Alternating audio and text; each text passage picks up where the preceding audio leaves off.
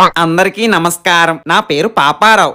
నాకు తెలుగు అంటే ప్రాణం. ఎవరైనా తెలుగుని తిరగా మరగా చేసి మాట్లాడితే నాకు చెడ్డ కోపం వచ్చేస్తా సుమి. అంతగా తెలుగుని ప్రేమించే నాకు దొరికిన భార్య ఒక బెంగాలీ అమ్మాయి.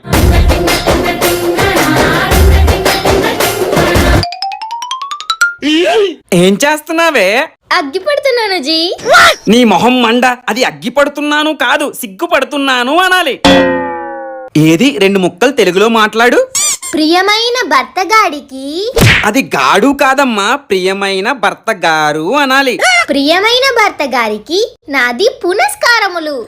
పునస్కారములు కాదు, నమస్కారములు అనాలి. నీ పిండాకుడు. నాది సరిగ్గా చెప్పడము లేదా జీ? చెప్పడం లేదు. నాకీ తెలుగు మంచిగా నేర్చుకుని అటులనే మీ వద్దకు వచ్చేదను. ఇంకీ చెవుతో ఎన్ని ఘోరమైన పదాలు వినాలో ఏంటో.